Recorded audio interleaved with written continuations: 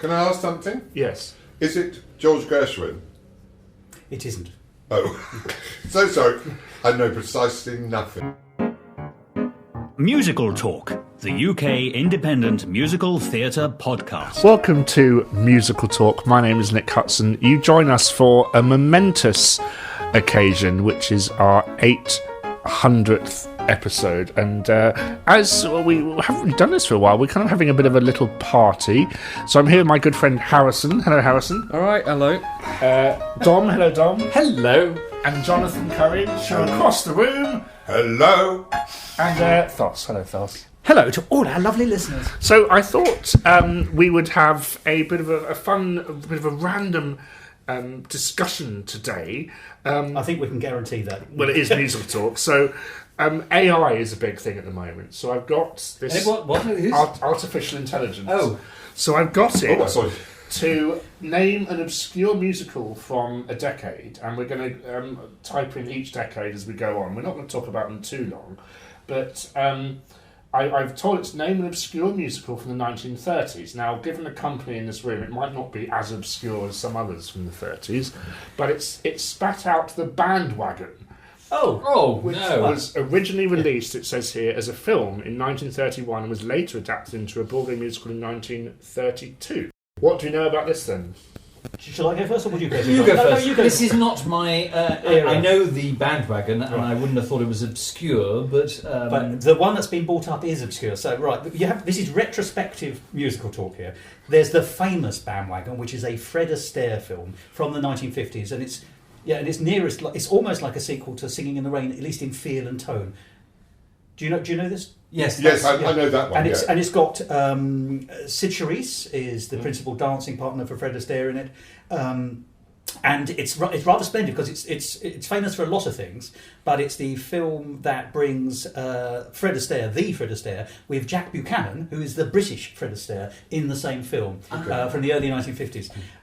But as you quite rightly identified from your artificial intelligence, which of course is making up the shortfall for the real intelligence not in this room, it actually has a long history going back. It's now memory serving probably quite wrongly here. It's one of these shows. The film bears no relationship to the stage show, The Bandwagon, which I think was a review. Like Helza Poppin'. Probably very. Yeah, the musical, the Broadway musical has no relationship to the film, which is Olsen and Johnson, I think, 1939. Yes. Fabulous film. Sorry, I've gone off. No, but Helza Poppin's a big failure, isn't it? Yes. Sorry, it's a famous flop. Yes.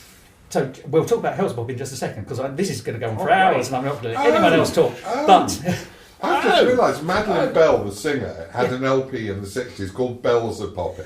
Oh, well. Which, of course, would have been done. So sorry, that's a sidebar. We've got a sidebar, haven't we? But sidebars are always fun. So I think The Bandwagon is a review, and you're quite right. I think there's an earlier film, which is what you're talking about here. Yes. So, it says the story follows a down on his luck Broadway star. Who tries to make a comeback by appearing in a new musical. Is this the 31 or is this the 50? 31. Right, so that's a similar plot. 32, yeah. Despite some positive reviews, the show was not a commercial success and is relatively unknown today compared to other musicals from the same era. But was it turned into a film? It was a film first in 1931, then it was a Broadway show in 1932. Right. And then the famous film is the 1950s. That's the one I thought of. Yeah. And that's what I thought of too. And it's the one that most people will think of. But it's not Gershwin. No, I actually can't remember. Is it Harold Arlen? It's got it's in my head, and this is all from memory. There's another show called Lady in the Dark. Yes. And I think some of the songs from that. But Lady in the Dark's vile, isn't it? Yes. Vile. So yes, maybe it isn't Lady in the Dark, but there's some. It's the 50s Bandwagon, which isn't the 31 one, but obviously comes from it. Is one of these portmanteau musicals which has pulled in songs from here, there, and everywhere. Sure. I think. So I can't tell you much about 31. Musical. Well, but Singing in the Rain is a jukebox musical. Ersatz? Well, it's from the same production team. So basically, Singing in the Rain is if you like, they're an interesting set of bookings. Singing in the Rain is about someone who's worried about getting left behind. That's when sound arises, it's a new technology, and are they going to get carried forward or are they going to stop? Oddly, and that's very forward-looking. It's all about how do you actually make new partnerships, how do you make the new mechanisms work, the new technology work. The Bandwagon, if you like, is the same thing but backwards looking, because instead of being about a discovery who then goes on to have a big career, this is about someone who's down on their luck, returning to their Broadway roots. Because he goes back to the theatre, having been a great success. It's supposed to be a slightly satirical take on Fred Astaire's career at the time, although The Bandwagon really picked it up. As we're going to be doing lots of films today and lots of musicals, we probably ought to stop there. But that's a taster for the moment. Bravo! Yes. Well done, Thos. You're amazing. I'm not. I'm very old and very boring. No, you're not very old. So once again, AI. This is. How do you spell that? chat.openai.com if you wish to know. It's a very good, very fun website.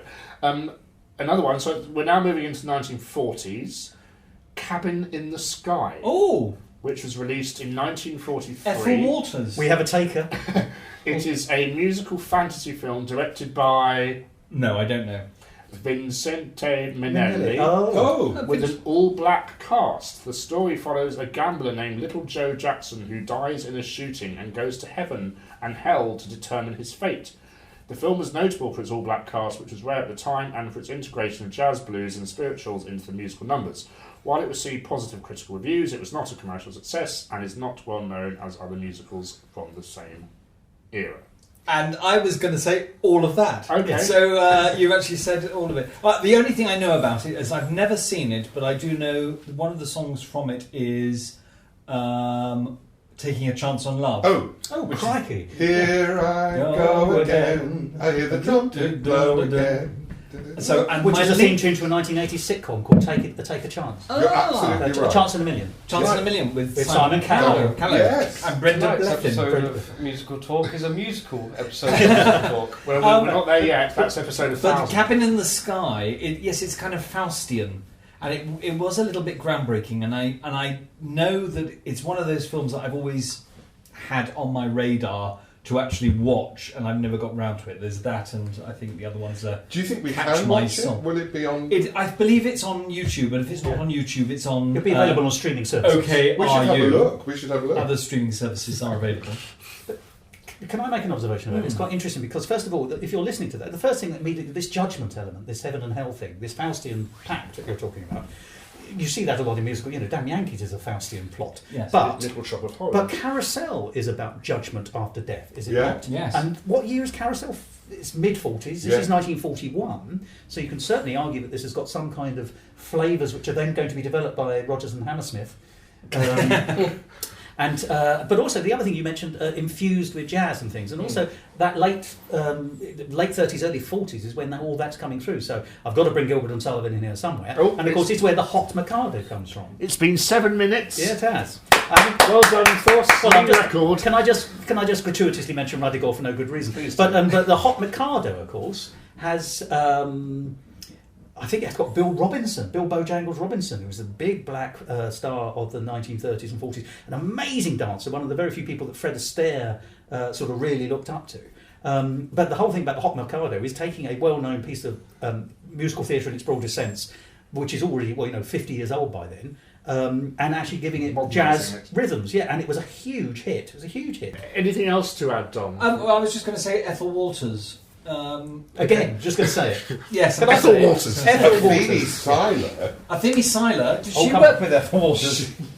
She read a story on Play School. And I remember talking to her. She was about 108 then. Amazing. How did you go from Ethel Waters to Athene Seiler? I'm not quite sure, but I thought it was someone old. And to link it up with a musical, Athene Seiler is in Make Mine Mink, She which is. is the film version of Breath of Spring, which was made into the musical 70 Girls 70 by Candra Nebb. Well done. Thank you. That is amazing. Sorry, forgive me. Make My Mink it's got Hattie Jakes and Terry Thomas in it. Correct. Yeah, and fine, that was turned into 70 Girls 70. Well, it's That's an old person's high school That's musical. the English film version of the play Breath of Spring. Is it really? Which is the basis for 70 Girls 70. Oh, How do you know that? Because Dora Bryan was in the think stage Harrison's version head in is about London, to explode. wasn't she? That's right. Playing, Lord.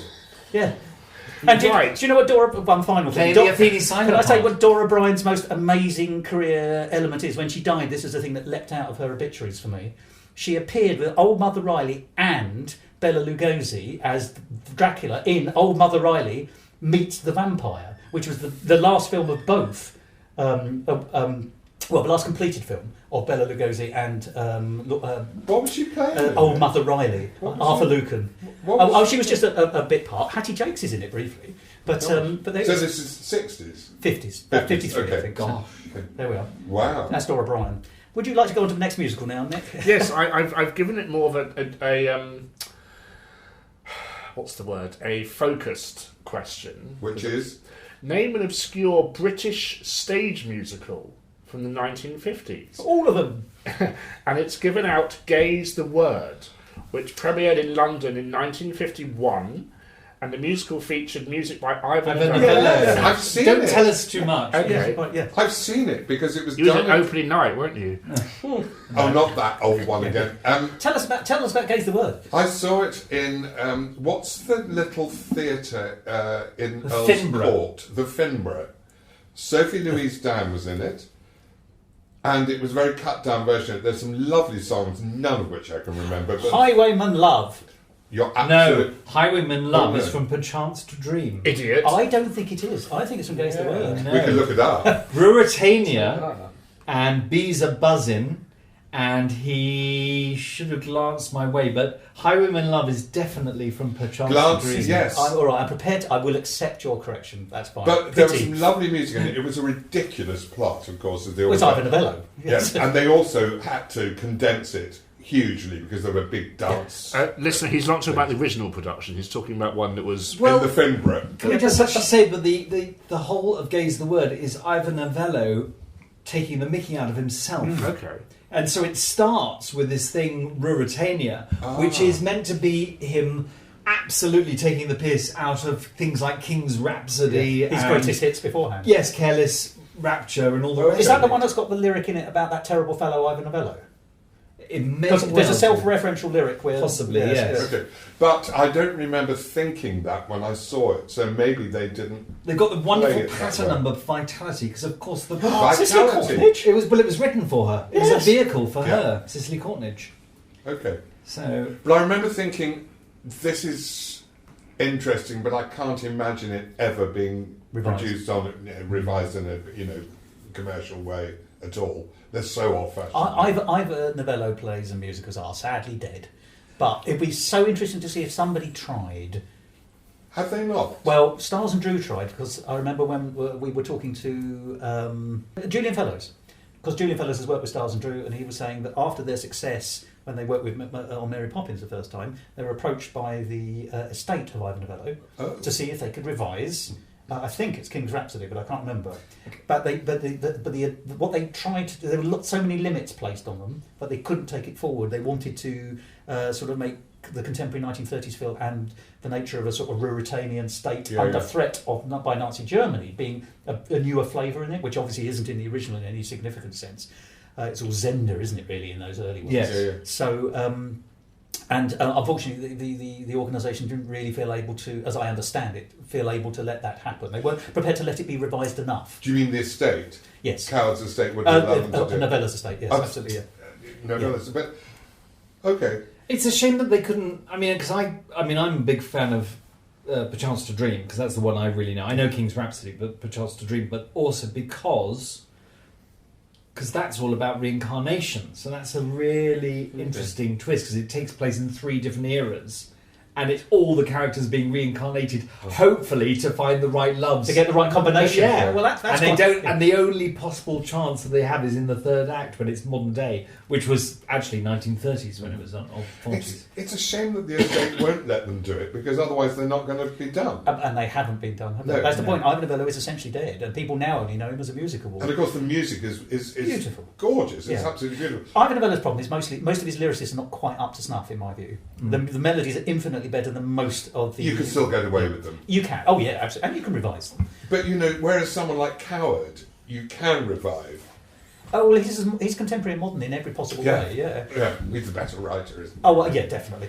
I will just make one observation. If people want to hear Ivan Novello songs, actually taking us back to Highwayman Love, I think the best version that's easily available is the Hinge and Bracket recording, ironically. Hinge and Bracket being a drag act who won the Perrier Award at Edinburgh in 1974, I think, and then had an enormous career with scripts by Giles Brandreth, who himself is no stranger to musical theatre. He appeared in Zip, if you remember rightly, a musical anthology musical a few years ago. And I can tell you something here that I was rang up by Patrick Fife, who played Hilda. Oh, that yes. Hilda Brackett? Yes, Patrick Fife was... George Logan is Damon... That's right. Is years ago, okay. and he said, would you... I've heard, you accompany people and someone's recommended you. Would you accompany me in some concert somewhere? I said, yeah. I said, of course I will. And he went, the only thing is it's a drag act. I said, I think not, but thank you very much. So I could have been a Badly Hinged. Was that in the 70s or the 90s? 70s. Oh, so it could have been at the very beginning. It was the very beginning, before this started. Because when Hinge and Brackett they had a brief hiatus, as it were, right, in the 90s. And for a while, Hilda Brackett was accompanied by a German accordion player called Fraulein Straussers. Fraulein Straussers. That's brilliant. Yes. Moving on. I feel like I'm kind of testing Thos and Dom because this is so their kind of party game. Sorry, yes, you've got to be... Yes. As it gets to the 90s, I will shut up. Yes, me too. Me too. Yes, like nobody. Harrison. I've got it to name an obscure 1960s stage musical that never made it to Broadway. All of them, again, British. Yeah. I saw most. So one example of an obscure 1960s stage musical that never made it to Broadway is Pop Kiss. Oh, yes, I can That talk was about famous. this. Which premiered in London in David Henniker. 1969. The musical has music and lyrics by John Taylor and a book by Julian Moore. Wait a minute. I thought it was... Don't say any more. Okay. So this is a musical version of the Ben Travers Fast Rookery Nook. Is it? Yes. Isn't it, Harrison? Yes. I thought it was a David Henniker show. Now, this was revived by someone I've been meaning to get on the podcast for a long, long time, and I have a slight connection here, but Stuart Nichols. Oh, then he's a famous coward. Yes, he's a musical theatre buff. Yes, he absolutely. But I've heard him play coward. But he also is a huge David Henniker buff as well. We all have huge David Henniker. He actually rooted out the score and the book of Pop Kiss, and he is did Mr. it- Pop Kiss Bang Bang. Well, he did it at Yvonne Arno, I think, when he was a student. He actually put it together, and they actually did a revival of it. I haven't heard any of the score, but I do know it is this musical version of Brooklyn. So who was in it? Does it say? It doesn't say. I'll carry on with what it says because it might be a different thing. If David Henniker isn't mentioned here. I could get that wrong. I can't say words. It was a satire of the advertising industry, which is interesting. In 1969, because the musical we just mentioned, "Gay as a Word," was a satire of the world of publishing. and can I just briefly say, How to Succeed in Business is also a satire in the world of advertising. 1961. And despite receiving positive reviews in London, Pop Kiss was never picked up in a Broadway transfer and has It was a flop kiss. Pop kissed off and is since faded into obscurity. So are there two Pop But I've Kisses? certainly heard of it, and I remember it being on. Oh, well, I've talked about something else completely. Who is You John have. Taylor?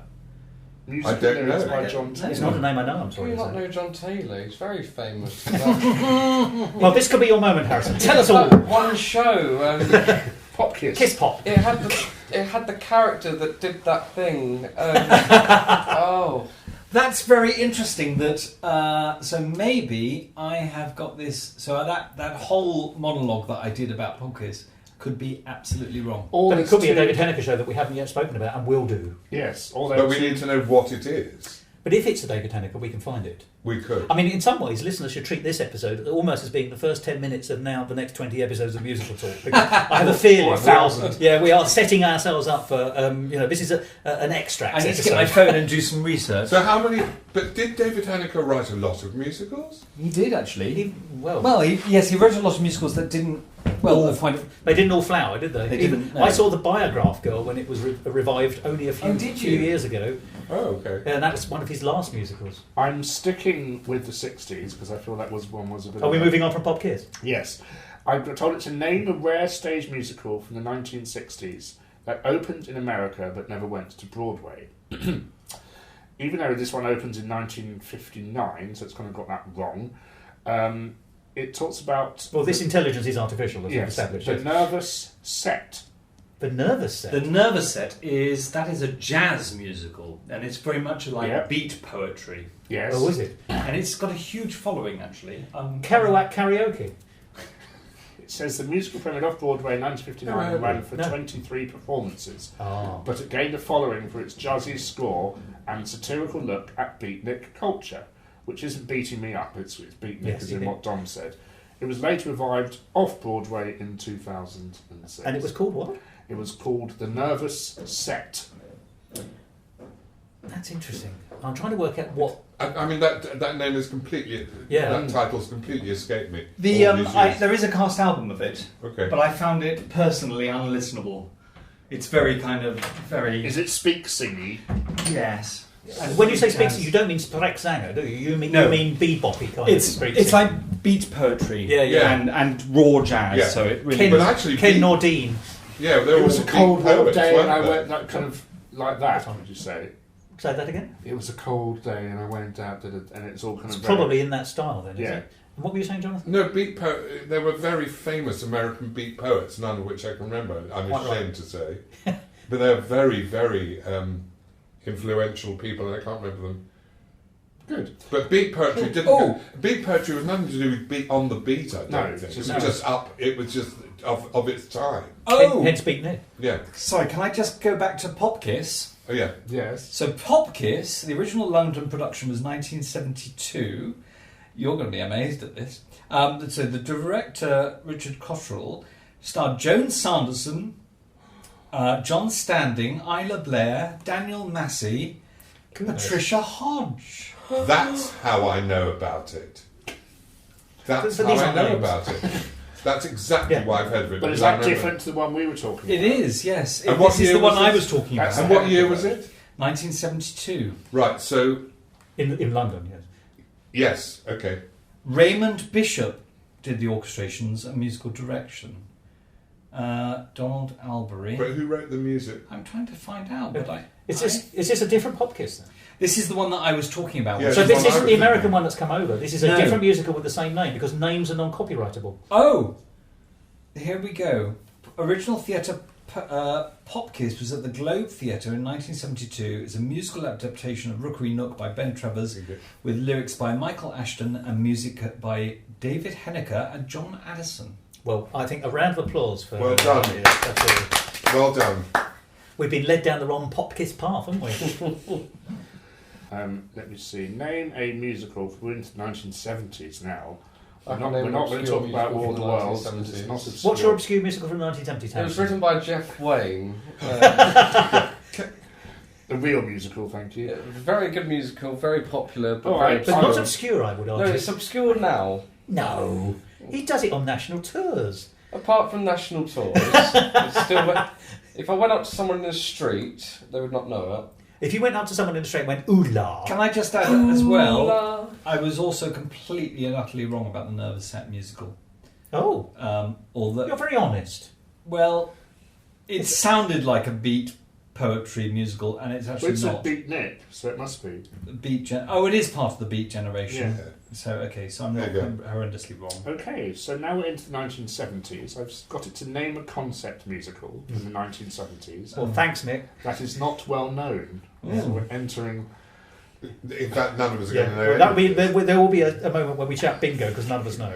Have we heard of the Grass Harp? Yes, it's not a concept musical. It was on Broadway with Barbara Cook. Okay. It was written by a friend of mine who we've had on the podcast called Stephen Cole. Okay. No, that's an absolute lie. It wasn't. Absolute Why are lie. you here, Dom? No, the You reason. have contributed precisely nothing to this episode. No, I'm giving you all false information. That's a complete lie. No, what it is, but the music was written by Clay Richardson. who, and Stephen Cole, who we've had on the podcast, saw it and loved the music so much that he asked Clay Richardson to write his musical version of The Night of the Hunter with him. So it inspired another musical. Yes. So that's the The connection. Grass That's useful. Harp is based on a Truman Capote novel. Oh. And it's a lovely cast album, and it's Barbara Cook's in it.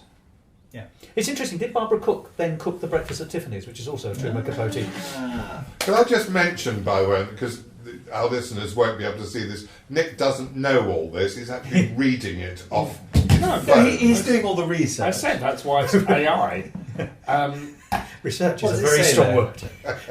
word. Would you like to do a War of the Worlds episode? Yes, I I could would. talk for hours. If you really do want to talk about it, I will talk to you about it, Harrison, Thank because you. I like it. I think it's quite good. I won't, because I think it sounds like 70s porn music.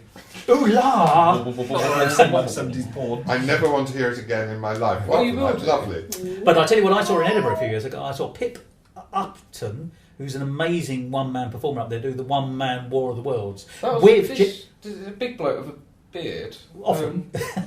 There was a bloke doing it last year. Oh a well, one-man performance. Pip was doing some of his historic hits, as it were. But, Oh. but he knew Jeff Wayne, so he was using the original The musical music version. when he did. Yes, Mm. it was. I mean, it's quite impressive. And That's you have to time himself to the pre-recorded backtrack. Of course. Yes. Well, I've got it to name a rare sci-fi musical from the 1970s, and it spat out Rainbow, which... Which was it's a musical about a bear, Shut that about one! Jeffrey, a character from space who's got a Jeffrey. zip for a mouth. Just Yes. Rainbow. And somebody called George.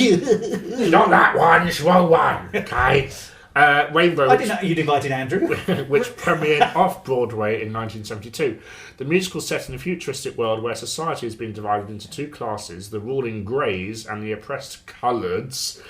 The I story wonder if there's a follows... subtle point going on here. The story I wonder follows why a it's young... not been revived. The story follows a young woman named Rainbow who falls in love with a grey and becomes embroiled in a rebellion against the oppressive regime. Oh God, it sounds tedious. Who wrote this score? The score was composed by George Fishoff with lyrics by Robert Britton, and the show received mixed reviews from critics. Despite its short run, Rainbow has gained a cult following over the years and has been revived in various productions. Of course it has. Not What here. year is it? 1972. I'm surprised we didn't have something like Starmites or what's the great Peter Brook musical that was on Broadway? Viva. Forever. You don't mean... That's a Spice Oh no, I'm Girls. thinking of something else. Which was the famous Viva Las one that Vegas. absolutely bombed? Viva. Gene. Viva Forever. Oh, Jean. yes, Jean. about. Was that the National? Yes, about Gene Seberg. Seberg. Gene Gene. Seberg, the musical. Yeah, and it went I know through it. so many... I have friends who saw it. Did you see it? No. But yes, it was Gene But it was Seberg. Peter who- Thingy, Peter directed. Brook. Peter Hall Peter Hall. directed it. Peter Hall. It went yeah. through all these different sort Iterations. of stages, and it just never ever worked, did it? No, I mean It was it's. one of the most expensive failures. And I had friends who did see it, and What did they it's say? it was quite bizarre. But every time you went to see it, it was different because they changed Well, it. it was Martin Oh, Gere God. like that when it came to London as well. Didn't that No, I change? think Martin Gere just went on and flopped. Did you say it was Gene Seberg? yes, Yeah. the one who burnt to death. Yeah, but not Seabird, but like a penguin. It No, didn't- no, no, But it Seabird, didn't go. fly. No. Seberg, who was in the musical film version of Paint Your Wagon, of course. Oh right, okay. I don't. Why think- did she set herself on fire? Or she didn't. There's possibly that she was murdered because she Oh. was very politically Yeah. active. active. Well, welcome to the fun side of musical talk, everybody. Well, Yeah. they said that musicals are all sparkly staircases. Actually, I mean, we mentioned Florodora periodically. There's a famous murder connected with that, which was then in itself turned into a film called The Girl on the Red Velvet Swing, I think it's called. Oh, yes. Which is a corruption of. It's basically Florodora, as you probably know, 1899, but was so popular, particularly in America, it carried on being revived in the 1920s during the gangster era. But basically, all the women who appeared in the Florodora chorus would generally marry very famous or wealthy men. It became quite famous. And in the 1920s, one was stepping out with a gangster. This is Evelyn. Is it Evelyn? Usually from the 1920s, I think. I think it was a Shevelin anyway.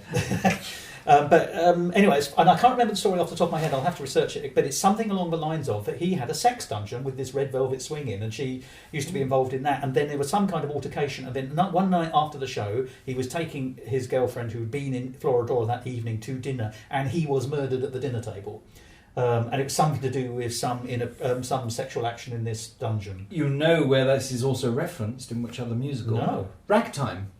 Oh, Because it's one of the main storyline plots of one of the side subplots of the musical Ragtime. Well, there you go. That's the connection between Ragtime and Florodora, although of a time period not a million miles away from each other. No, but nearly 100 years. Right to know one. There's only 99 years to go. Well, there are only so many plots, aren't But there? that was Evelyn. Yes. That was Evelyn Nesbit. Was that? Her That's name? it, Evelyn Yeah. Nesbit. See, I Oh, contributed yes. something. Yes. Let's go to the 80s. Right, we'll sit back, Thos. Yeah. The power of love is a beautiful thing. Makes one man weep and another man sing. I That's the asked 80s, it isn't for it? a bizarre Good song, bizarre 1980s stage musical that was a flop in England. Now, this show lasted 33 performances.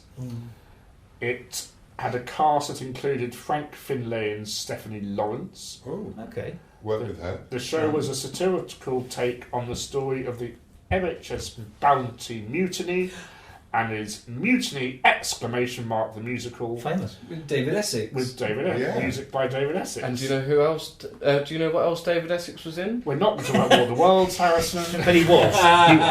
He was indeed in War of the Worlds. So, Mutiny is quite famous. and also Tim Yes. Rice It worked is. with Yeah. David I Essex. don't think this is obscure at all. This No, was a and big the- cause célèbre at the time. and the, Notorious. Well, it and it lasted had a- 33 performances, so it must have Well, been... it had a Yeah, song but it was released in the famous. pop charts, Yeah. didn't it? Okay. And also, the set was meant to be quite. It was the. It Money was was the spent on it. era. The Yeah. 80s was the era of the set being It was. fantastic. Not And a the nervous set. No, not the nervous set. And they had apparently a big boat on it, didn't they? Well, I would Or hope maybe a so, little in one. fairness. Yes. It played, I It's like doing I, Titanic set in a bakery. I just asked it which theatre it played in. It played in the Piccadilly Theatre. Yes, So- I was about to say Yeah. that.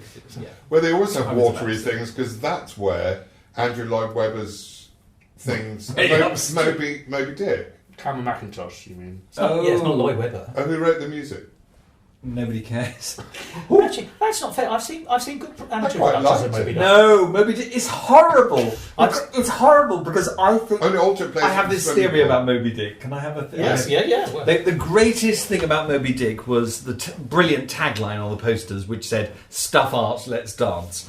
But the problem with That should Moby be our Dick tagline for the is podcast. that there's none of the songs are comical, no. and I don't know whether this is true or not, but I'm on a bit of a soapbox here. You are. Yeah. But I get the feeling that they just tried to write a serious version of Moby Dick and realised, no, it's too long and quite boring. So how can we change it? Let's make it Cintrinians. Yes, it's Daisy pulls it off. Yes, Yeah. but the problem is With a the, swimming pool. the songs are dull as dishwater, I feel. And they're also serious. And for a musical comedy, you should be having fun numbers. I can't think who wrote the music for I it. don't know, but Tony Monopoly was in it, wasn't he? He died. Did he? Oh, you Did he made collect me- £200? The nice thing about AI is you can have a conversation with it. So it's mentioned the Piccadilly Theatre. So I've said, what other flops played in this theatre? And Moby Dick and also Metropolis. Oh, did it? well, it's spat out as It delivered, yes. as did Lloyd Webber, Jeeves, Oh, don't say that. There's plenty to enjoy in Jeeves, Jean By Seberg Jeeves. from 1983, which we've just discussed. Bernadette from 1990, a musical Oh, about that was the at life, the Dominion, surely. uh, I must be wrong. a musical about the life of Saint Bernadette of Lourdes. The show's suffered yeah. from weak previews and closed after 17 performances. Meredith Braun was in And there. two massive flops: Carrie, Oh, yeah. based on the Stephen King novel And with the Cash. same name, and This is what we've mentioned before, Viva Forever from 2012. I think this is wrong because Okay. Carrie was never at the Piccadilly. I thought Carrie was quite popular. No, Right. well, it is now. It is now. I saw the original. I saw the first night of the original production of Carrie. We've done a podcast episode about this. Yeah, At the RSC, it never went into London. let's have a look. It is Um, perfectly possible the sources that artificial intelligence are using may be Yes. corrupted in their own right. That is the problem with it. It then went on to Broadway because I saw it with Barbara Cook. So it's not that much of a failure, then, is it? No. No. Barbara Cook's in everything, or she was, wasn't She was in everything, Yeah, yes. yeah. And then she pulled out of Carrie. Oh, I don't think I saw that She never episode. signed her contract. Oh, right, okay. She did a series, one of the series that I did some with Elizabeth Welsh at the Sainted Elizabeth. Yes. St Elizabeth at the Donmar Warehouse when David Kernan put on this thing called Show People, Oh. and Barbara Cook did a couple of them. I think she did a week there. fantastic. She was absolutely fantastic How with did Wally you find- Harper on the piano. How And did you just find her as a person? Lovely. Yeah. She couldn't have been nicer. There was a big party afterwards and we were chatting away. She was great. And she was amazing. So she lives Welsh, Elizabeth Welsh, and they did something called Better with a Band, and this was a young David Zippel who'd written Oh, crikey. the lyrics to this thing, and there's some great songs in it. And he hadn't really Made become it yet. established by Yeah. that point, but the lyrics were brilliant. And he was the most lovely man. I mean, you know, it's interesting when you meet people who are then going to go on and, you know, when you see them before that, you don't know that they're going to be Nor do terribly they. famous and all that. And then, you know, you just see them as Real normal people. And then they win Oscars. Now, And then they win Oscars. we're Yeah. going to get into the world that Harrison might be able to talk about now, because I've got it to name a musical that was a hit in New York but a flop in London in the 90s. And That Dom and Thos have never heard and of. it, Yeah. we've all heard of it. Sweeney Todd. It's given us close, that was the 80s, but it's given us Tommy, the rock opera, I mean, lovely. No. with music and lyrics by Pete Townsend, premiered on Broadway in 1993 and was a critical and commercial success, running for over 800 performances and winning 5 Tony Awards. However, when it opened in London's West End in 1996, it received mixed reviews and failed to attract audiences, closing after just 6 months. I But must say, it became a big film Yes. with Elton John. Surely it and was a film Doris first, Day. but and then it's become a stage show. that's what because I didn't realise it was a stage version of it. I think the stage was first, wasn't it? But No, I think the film was first because it's Margaret, isn't it, and Oliver Reed. Or Tommy. I thought it was an early 70s thing. Well, the film. Yeah. Yes, I think so too. it's Well, And that's what It you're was a saying. concept album first. What, Tommy? The What do you know about it? Well, the Who were 70s. Yeah. So I will say and when it was Elton John before he. 1975. Yes. Before he by flowered. Russell. So yes, it would have Because been. he did Pinball. And he did Pinball Wizard on Caribou, and that was 1970 something. Okay. So yes, it would have been Yeah. 1970. So the film was 1975, but this is about the stage show Yes. Which is Which when? did derive from it. specifically, which was Broadway in 1993 and London in 1996. Big hit. I know what it was. They did a big arena performance of it with people like wonderful Doris Troy and all those amazing Americans. I mean, it was phenomenal. That was an arena performance. That So they was did in- that before it was a staged. Yeah, Yes. Ah, so they're testing the water in a way. probably. You know, the complete reverse of chess. I must say, Yeah. completely unrelated. I much prefer Quadrophenia to Tommy, but Well, Quadrophenia, the original Tommy. yeah. Oh, I was going to say, because Quadrophenia is the other end of the 70s, isn't it? It's like 79 or something like that. And I don't know too much about it, but all the things I have heard about it suggest it's very authentic. Yes. Yeah. But also strangely timeless, which I don't think Tommy is. Tommy's a weird. I like it, but Why? Why do you like it?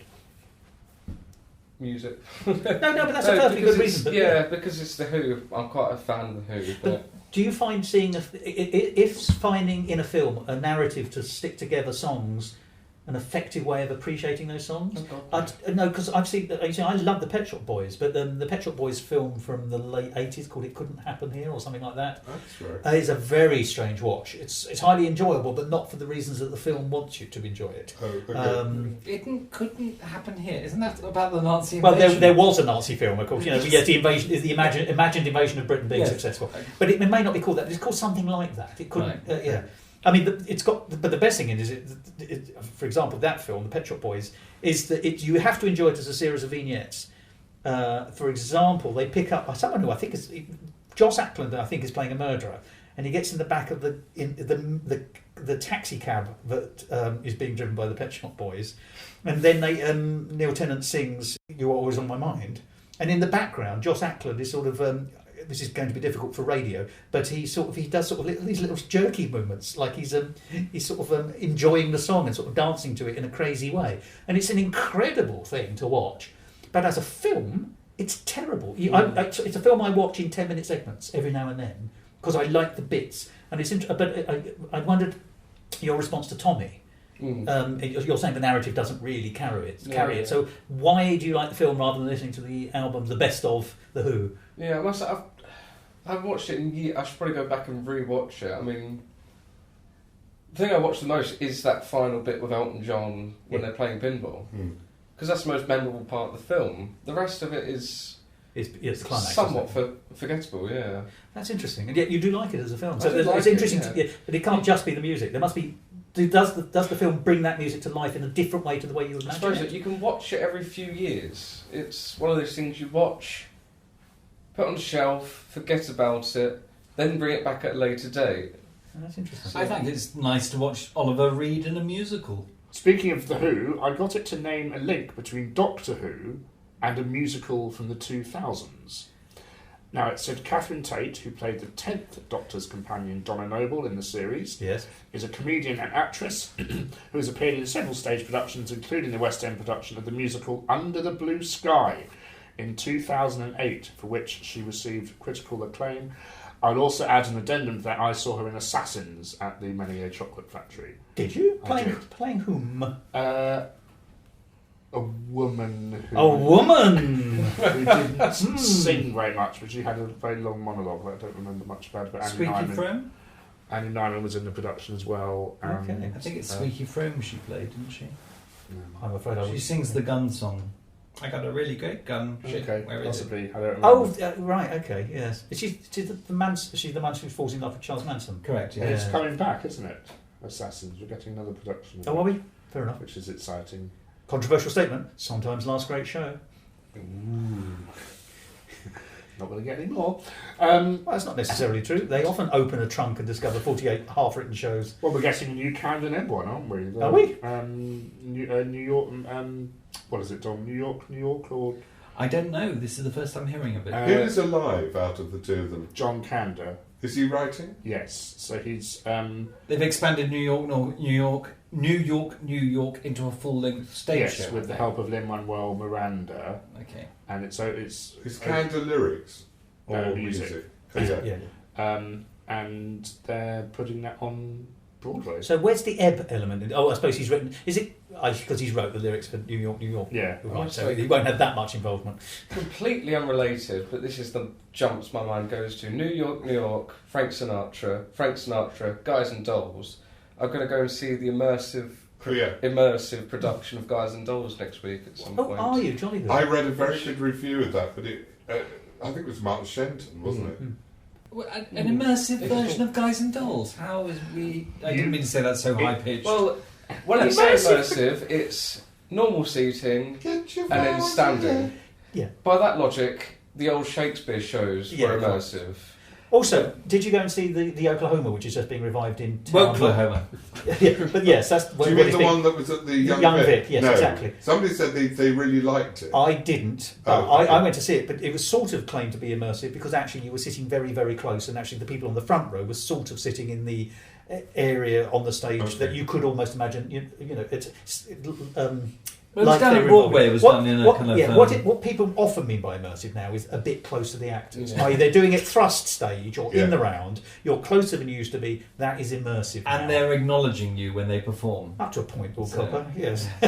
I like a big, nice, swishy red curtain. I mean, the only time I want to be... Sorry, but what about when you're in the theatre, though? Does that mean that pantomime is immersive? Because Well- I came through the audience as Widow Twankey. Well, I would definitely argue pantomime is immersive because the audience has a part Yes. to play. So- Much more than in Oklahoma. And Guys and Dolls, yes. But apparently in Oklahoma, or Oklahoma, when it was on Broadway, they did give out the pie and the chili or Yeah, you have something. food. Well, the London version, of course, didn't do anything like that. You'd be lucky to get a humbug. I think they did it. Did they do that when they were... Sweeney Todd, they did it, didn't Yeah. You they? don't want Pies. pies in Sweeney Todd. But they actually But made did it the, immersive. They put it in a real shop, didn't they? Ah. Do you remember? And they did a cut down. I saw that. It was excellent. Yeah, and it Um, went to the States. And then it went to London. War of the Worlds. Would that be immersive? Oh, War of the Worlds immersive. There is the immersive production, Experience, yes. which is one of the best things you can do in London. I've done it. I Easily. would kind of Did say... you do it pre-COVID? Yes, or walking along the post-COVID? road is a little bit... That's awful. Yes. No, it is. It's gone quiet. Go on. I enjoyed it, but because I don't like the music, so... Well, I suppose you have to enjoy the music to Yeah. enjoy Yes. it, but then it's just so epic in a way. There's some brilliant scenes in it. You know, I defend it to death, but the VR needs to go. Apart from Thunderchild, it just doesn't work. Well, can I tell you that you might like as an alternative, and it was on at Edinburgh last summer when you were up there, I don't know if you had a chance to see it, which was The War of the Worlds on a budget.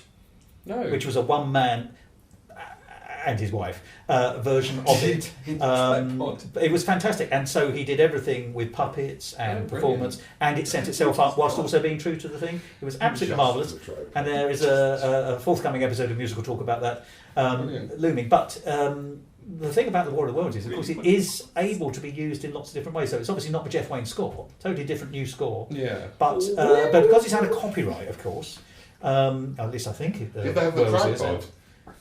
Yes. But it was a thing on his head. It was fabulous because it made a virtue out of being cheap. And it was such a success that I believe that they're going to try and find a different show to do. They're going to make it on a budget as a kind of thing. As a thing on an annual basis. Yeah. And if it was as good as last year's, I'm having it.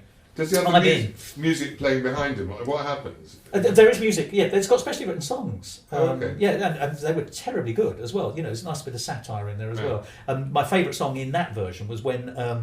the early scene on the Heath, I think it is, where the local people are trying to work out what's going on, and the one man who's playing this turns up with 3 dummies on a broom, so there's 4 of them, and the song is called "We're a Self-Appointed White Middle Class Group of Men," I can't or something like that, and we are going to make a decision as to what's happened here and what we should be doing. But it's nice, bit of satire. It sounds a lot more musically interesting than Jeff Wayne's War of the Worlds. Why is this hate for Jeff Wayne?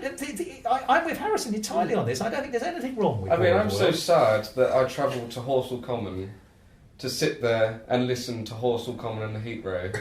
That is very sad. It's sad, but it's very relaxing. I would actually like That's to immersive. That's what that is. It is immersive. I just imagine the tripods there, and I often say this about things that I don't like. Is the fact is that these people who wrote it, they've got far more money than I have. Exactly. Yeah.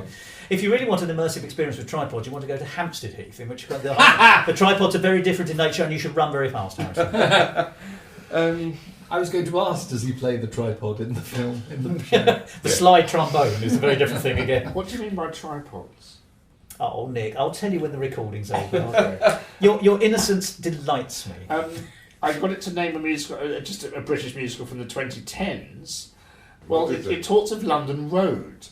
That's a fabulous musical. Yeah, it's the verbatim one, what's that? I just said name a musical from the 2010s. It's the verbatim one where they all spoke the actual... Yes. Yeah, and they made it into a film. It was so fascinating. Good. They did. It actually ran quite a long time. I didn't ask for a negative one. I just said name a musical from the 2010s. Okay. It's British. Fair enough. I Can't Sing. Which is great. I love I Can't Sing. I'm sorry. I wish I'd seen it. It's now on YouTube. I watched it on YouTube. I have seen it. It's incredible. Yes, I share the link with everyone. I have seen it. Yeah. London Road is based on a series of interviews conducted with residents of London Road in Ipswich following the arrest of a local man for the murders of 5 prostitutes in the area. The musical explores the community's response to the murders and the impact they had on the residents of London Road. And it was a very national theatre thing, wasn't it? It was kind of... It was a huge hit, wasn't it? Yeah. Didn't you do an episode about it? Yeah. Possibly. Oh, you may have done. Yeah. It started at the small theatre, then it went to the Olivier, then transferred, then it was a film, and it was kind of... That was at a time when I think publicly funded theatre was just unstoppable, because you had Chichester doing all these hits, you had the National doing all these hits. I mean, Chichester was doing hit after hit with Sweeney Todd and Gypsy and all that kind of... But London Road's new at the time. An old friend of Musical Talk, Keith Arrowsmith, spoke brilliantly and eloquently about how wonderful London Road was at the time. He single-handedly persuaded me to go and see it. And I was very glad I did. And the film is fabulous. Have you seen the film? No. It's very much worth seeing. Yes, it is very much worth seeing, yes. I mean, the thing about verbatim musicals are that they are a very distinctive thing, and you wouldn't want all musicals to be like them. But the fact that there are a few, and the few that there are generally quite good, and London Road is a really good example, I think. And of course, because it's about a true story, the one of the tricks of the music in it, and I'm using the word trick wrongly, but it's the reiterative power. You've got different people saying different things. So there's a courtroom scene, and the reporters are rushing out just after the judgment, I think it is, and they're all repeating the same text, but at different times and in different ways and with slightly different harmonic lines. And of course, actually, we've all seen, outside Number 10, for example, 15 different reporters for different news stations, all saying more or less the same thing for the news story at the same time. The BBC reporter will be there, the ITN reporter will be 2 metres away saying the same thing, and sometimes you can see them in each other's films. So it's got that sort of realistic element to it. But also, hearing the same thing in different intonations allows you to process what you're hearing in a slightly different way than if you only heard it once. So actually it gives you a real insight into some actually quite interesting bits and pieces. I think what it does, it's mechanistically different to what we normally expect from a musical, and that gives us a greater insight into the narrative. And whilst that will be tiresome and tiring in excess, on the rare occasions it comes up and flowers so beautifully, it's a real experience, and I would strongly recommend it. Is the film the musical, or is it a film? Yes, the film is a musical. Is the musical version of London It's Road. not that. Do you mean it's a recording of the stage? Yeah. No, it's not. Oh no, it's a feature film that's been filmed specially, and they put an extra song in it, and it's got Tom Hardy in it as a taxi driver. And Olivia Colman. But she's Well, in of everything. course, Olivia Colman. She's in everything. Yeah. By her own admission. So. I opened the fridge and Olivia Colman was in it the other day. I loved her, by the way. So She's great. She was great next to my cheese. we're going to end on. I said obviously now just name a surprise hit stage musical from the 2020s. And this is the fun thing about AI. It says, as of my knowledge, cut-off date of September 2021, there have been very few stage productions during the 2020s due to the COVID-19 pandemic. Many shows have been cancelled or postponed, and there have been very few new productions. Well, that's sadly very true, but go Yes. on. However, My Fair Lady at the Eno, yes please. However, Oh, exactly. one potential surprise hit musical from the 2020s is Six, a modern retelling of the stories of the Six Wives. Not a musical. That was is it? 2019. Well, it went back further than that, but Yes, because I remember going to see I it haven't seen it, so well, I I can't haven't really seen comment. it. I Have you saw. seen it? Should we talk about an actual 2020s musical? Yes. yes. The only one I can think. Well, there's two I can think of. One did very well, and one did so well that they were selling £15 tickets to the front of the circle. Do you know which two I'm going to talk about? I guess one of them is The Drifter's Girl. The Drifter's Girl and Back to the Future. Yeah. They're the only two 2020s musicals I can think of. Back to the Future's been a Back to the huge Future's success. Hasn't it? Brilliant. Yeah. But hasn't it been a success because it's got amazing effects, not necessarily because it's got. I The think music songs- isn't brilliant, is The it? music's brilliant too. I Is it? think it all adds into It's one not. package. It's not. Some Well, no, it's an opinion, Nick. Yes. isn't it? Yeah. But the music is not brilliant. The music is Right. majoritively from the film, which is fine, and then they, you have Chuck Berry, you have They've got original songs in it. Huey right? Lewis and the News, and then you have about 29 original songs. Yeah, so it is a majority of original Yeah. songs. What I've heard, I just found uninteresting. It's exciting in the moment in Yeah. the theatre because it's very, very good theatre. It delivers everything a fan of the piece would want, but it's written by people that don't know how to write musicals, and this lots of reviews have picked it up. They said this is like a kind of trial production by people who don't really know what they're doing. Alan Silvestri obviously did the music for the film, very skilled composer, but he's not a musical theatre composer. But people love it because of the effects and Yeah. how it looks. Because Yeah. Rosie Ash, who's a musician, she came back and said it is amazing. Yeah. It's just wonderful to watch. I said, "What's the music like?" She said, "Nothing No. particular. Nothing. It's particularly functional, interesting." but I think there's too many songs. There's the opening has about 5 different songs which could easily be cut down into one quicker moving number. The show picks up when Doc Brown appears, played brilliantly by Roger Bart for a very long time. He's about to go to Broadway, or by the time this episode airs, he'll probably be on Broadway, and it will be a big hit there because it is Back to the Future. It's a very, very, very good story. Can I just ask, Yeah. Harrison, what is it about it that you liked?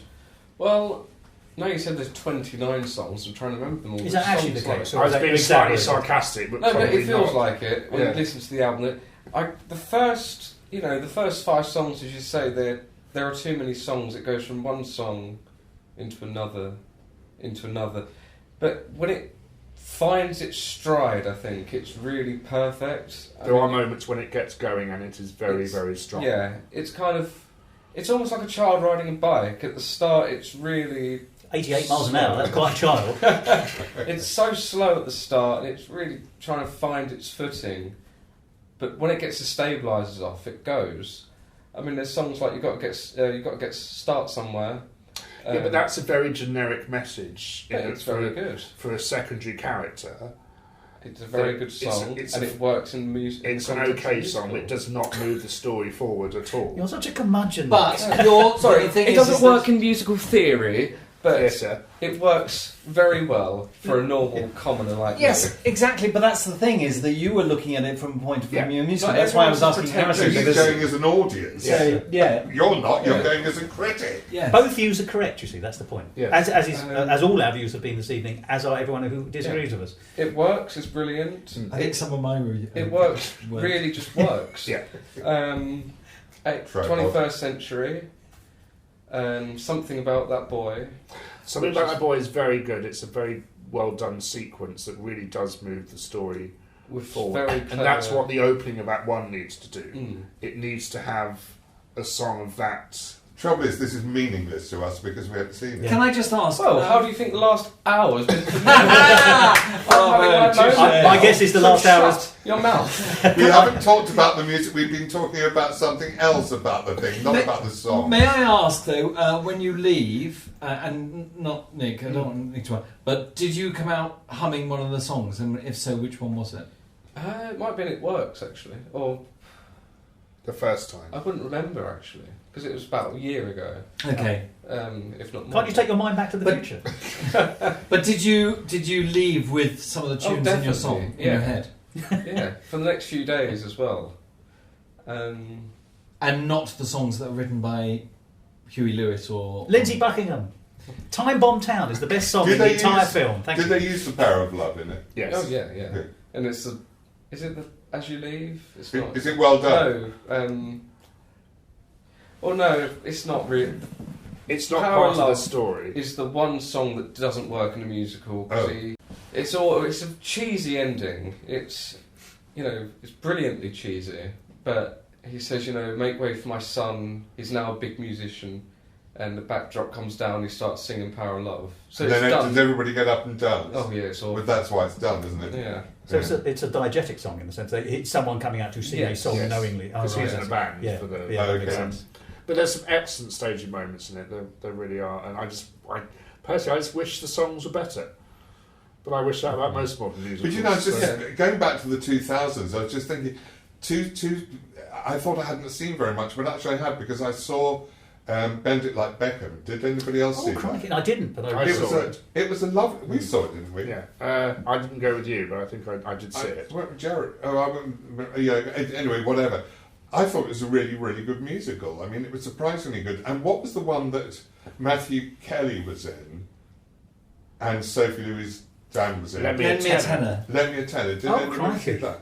That was a I lovely saw that musical as well. too. I've got the cast recording. I think It was really fun. Can I say, I think there's a lot to be said for modest musicals. Modest musicals often bring me the greatest pleasure. You mean like...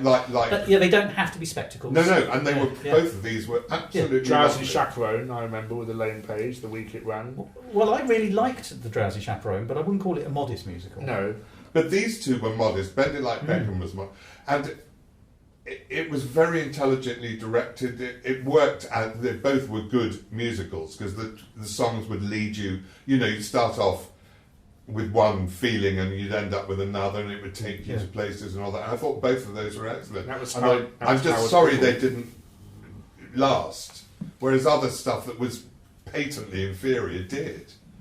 Maybe not enough money was thrown at them. It's possible. Maybe audiences aren't intelligent these days. They were. Oh, I don't think you can say that. Yeah, I just threw that out there. No, I mean they were very. I'll be the one with the hate audiences. mail now. Yeah, no, I mean the. It was a wide.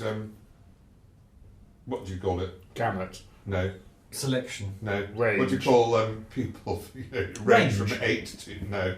Oh, all human life was there. No, it'll come to me. An age range. No. A class range. It was popular with humans. It was a kaleidoscope range. No, when you talk about. The listeners are currently shouting at their podcast. No, because I'm hoping we finished. Let's be real, they're turned off by now. Exactly. So, if you have a group of people in their 20s, you would call that a cohort. Annoying. I would.